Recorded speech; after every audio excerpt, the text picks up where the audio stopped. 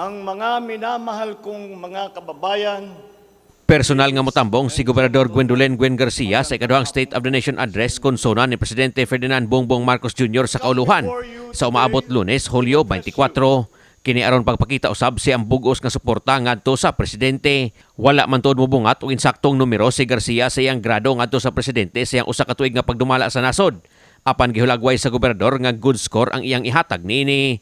Pagpasabot ni Garcia nga unfair gayud unta ang paghatag og assessment sa nabuhat sa presidente kung wala kita masayod sa mga suliran nga padayon gihapon giatubang sa atong nasod sulod na sa pipila ka dekada. Mga suliran nga sumala ni Garcia ana-ana sa atong nasod bisan kung pila na ka presidente ang nagpuli-puli og lingkod. Dugang ni Garcia nga mausab kini ang sagad mahitabo gumikan kay atuang pamunuan sa nasod. Hulipan man gayod human sa unom ka tuig. Gidayeg ni Garcia nga nagpabiling kalmado og focus ang presidente sa iyang tahas sa paghatag og maayong kalambuan sa nasod bisan pa man sa tanang mga suliran nga atong giatubang. Gawas ni Garcia, mapasigarbuhon gipadayag sa gobernador nga ang One Cebu Island andam gayud kanunay sa pagpaluyo sa atong presidente. Given that I think it is non-debatable that we face a lot of problems. Some of our own making, actually. Some because we have a system of government which changes administrations every 6 years.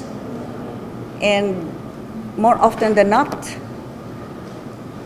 there is no continuity in the pursuit of certain programs that would have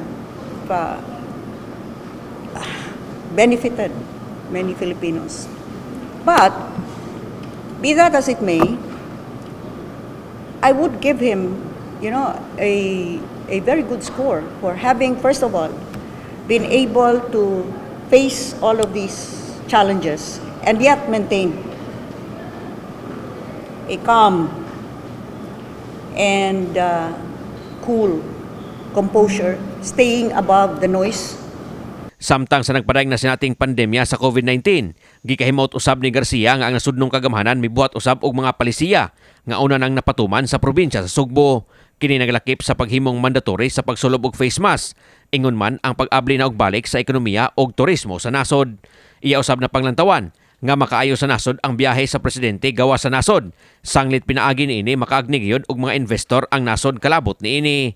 Gihulagway kini sa gobernador nga challenging sa habig sa presidente. Apan iya gyud kini nga gibuhat alang sa kayuhan sa atong nasod. Much interest internationally. I tell you, people, there are, of course, the critics as always say, he's always traveling. It's no joke to travel, ah. Your body clock is severely challenged.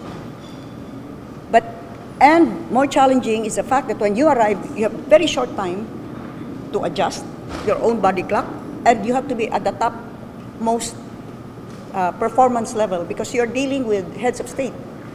Right. That's right. But because he has done this and has made our presence known internationally, for me, that was a sacrifice. But now there's really so much interest in the Philippines. Kini si Greggy Magdadaro alang sa My TV Cebu.